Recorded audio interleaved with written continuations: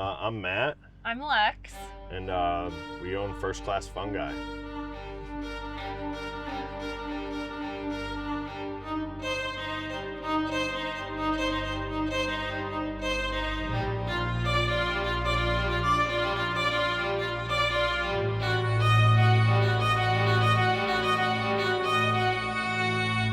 We got into this business during COVID. I've always been an entrepreneur, and I was looking for the next step that checks off all my boxes. I love working with my hands. I love interacting with people, and we are both huge foodies. So when the mushroom world kind of presented itself to me, it just grabbed me by everything I had and forced me to go down that path. I'm not an entrepreneur. I learned a lot starting this with Matt. We were looking for something to start together, and mushrooms kind of came to Matt first. So I learned different properties of mushrooms, different types of mushrooms, what they're good for, health benefits, how to tincture them, things like that. And then we kind of met back up together. I'm having this problem here, like, can you build this for me or that? And like, we kind of work on efficiency together. I have like some ideas, and then Matt kind of engineers them to life. So that's kind of how we got started, and we've just kind of been growing and fine tuning ever since. Yeah. Usually in the grocery store, all you can find is the white button, the brown cremini, and the portobello, which, fun fact, those are all the same exact mushroom. The baby bella is a baby, the cremini is a teenager, and the portobello is the full-grown version of that mushroom. So a lot of people, when they come to our booth, they say, I don't like mushrooms, and when you start talking to them, you realize they just don't like that one kind of mushroom. That's the only mushroom they've ever had, and most people have only had that one kind of mushroom in the US. It's not, the other varietals are not as popular, but they're starting to gain traction.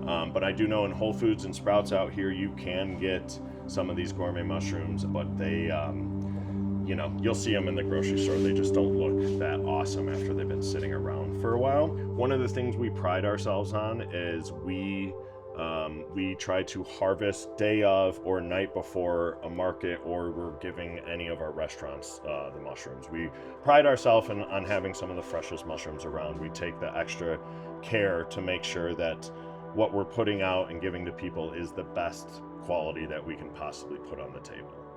Then this is our lab. This is a blank bag of spawn. So this is our lion's mane spawn. And this is our HEPA filter. When we're running this creates a positive pressure in here. And this forces clean air into the room. So it creates a nice clean bubble where no contamination can get in because we're pushing it out of the room. We do 10 bags at a time in front of the filter. We open them up, and then we divide this into 20 bags. And then we have to give them a good shake to mix all the grain spawn into the bags everywhere. Kind of mastered it, but you can see how slowly they start to all turn white. So this is 5 days ago. These got inoculated, and you can see they're already starting to colonize pretty good. Where these were inoculated on the 4th. This is 10 days ago, and this is about ready. This is like our seeding stage, I guess, if you compared it to like things other like vegetable farmers would do. Yeah, this is like the starter. So we do this every single week, multiple times a week. So it's not like we plant a crop and then we're waiting for it. This is like our waiting stage, but we do this prep every single week. Yeah, so these are chestnut, also known as cinnamon cap.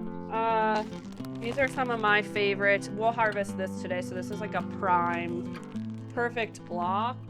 Yeah, I used to not like mushrooms. Wow. And then my buddy cooked me king trumpets, and I was like, hold the phone, what's going on here? What is this? That was like my first step into realizing, oh, there might be something more in mushrooms for me than I thought. So we leave them sealed up until they get a nice pin going. This one I'd probably even do a little longer, but this is great. You can see how there's those primordials growing all over the place. Oh, that's a good medium size, yeah. Yeah, so you can see they just slowly get bigger. This is our KO2 variety. This is a much smaller variety. This is about full grown for them. Being able to get into the restaurants that we know and love is like one of, and I think they like it when we're like, hey, we eat here all the time, and we go in and see them, and they're like, oh, it's a give and take. It's not just like, you're buying mushrooms from me and you'll never see me again. It's like, you're buying mushrooms from us and we're coming and we're buying the food from you. We're like, yeah, we don't make any money because we blow it all back, you know? This I could flip upwards now that this is coming in bigger, and then this will grow for another like 4 or 5 days. Say this is about ready. So you can hand shred these pieces. It's similar to the texture of like crab meat. Well, let's move on to black pearl. This is a type of oyster. You can see here it does have a little bit more of a stem, but you can eat all of that. Kind of like a squishy texture. This is probably like ready to harvest today. You can see these caps are still round, but they're getting like a little bit thinner here. Mushrooms are the recyclers of the earth. They break everything down and make everything better. There's a couple cool experiments that I love referencing where I don't remember exactly what mushroom mycelium they inoculated the piles with, but they had these like 8 piles that were saturated with petroleum. And they did their remediation on all of them, different techniques. And then one of them they inoculated with some mycelium. I don't know if it was pink oyster. Because pink oysters, they also lay that mycelium in landfills because they will slowly break down plastic. It takes a really long time, but they will break down plastics. They inoculated it and they came back, and the only one that had anything going on with it was the one that the mycelium was on. There was vegetation growing out of it. There was birds that would come to eat the vegetation and then poop, and then it created more. So they had its own little ecosystem, and that was petroleum cleanup, which is something so cool. Yeah. That we have this ability to clean up these huge messes that we've made as humans, you know, like what we've done to the earth, and like this provides us a solution to like fixing a lot of it, which is one of the things that I love about mushrooms. Totally.